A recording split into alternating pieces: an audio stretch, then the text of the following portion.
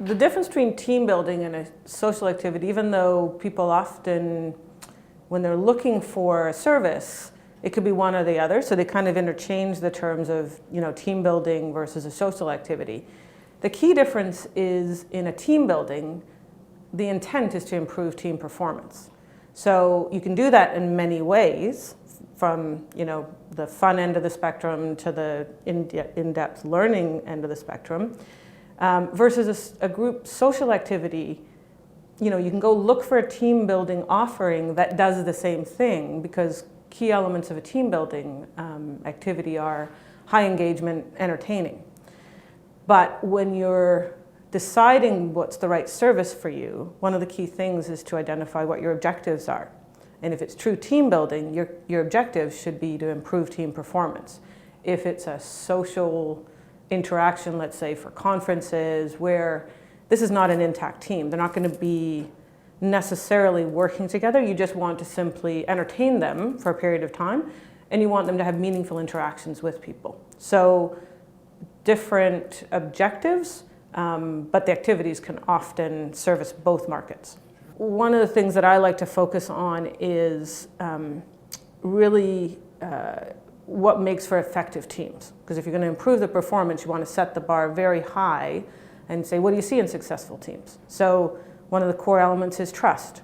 Now, this isn't there are different activities, where you see almost being made fun of, where people have to fall back and be caught, where trust is more than just knowing that somebody's going to hold you up. So, but if you have something that can really push people's tendencies, how do they trust? Do they trust people by default, or do they trust them only when it's earned? Because often you don't get the opportunity to do that. So an effective team building activity can allow people to have a better understanding of their own take on that, and realize the benefits of when you really do trust people, how much faster you can get moving. But in order for teams to really be effective, they need to understand how to debate and discuss things so that both their opinion is heard and the rest of the group get the benefit of those things. There is a debate about whether or not team building should be competitive or not, or collaborative. Human nature, in my opinion, if there isn't a winner,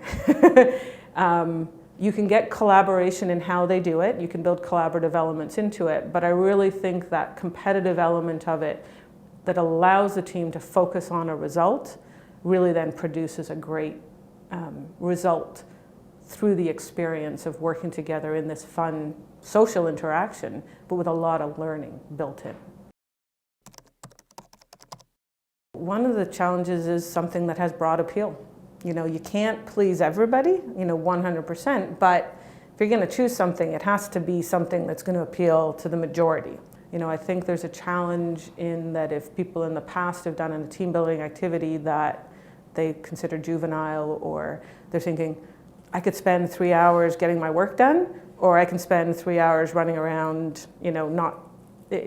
might be fun, but I'm thinking all the time about what I should be doing in the office. So you need to manage that time pressure, and you shouldn't schedule it when people just will not allow themselves that time away. It's that ability to bring something unique that is just out of the ordinary. And if it doesn't, if you're looking at an activity and it doesn't trigger that, okay, yeah, I couldn't do that myself, that's probably a real indication that it's a quality product that you're getting, versus sometimes there's absolute benefit in hiring somebody to purely run logistics because it's their full-time job and they can do it. But if you're really going to get the whole package, they know how to run it logistically, they're bringing a lot of experience in to be able to pull out those learnings, and what you're doing is very creative and unique and developed to have broad appeal across your full group.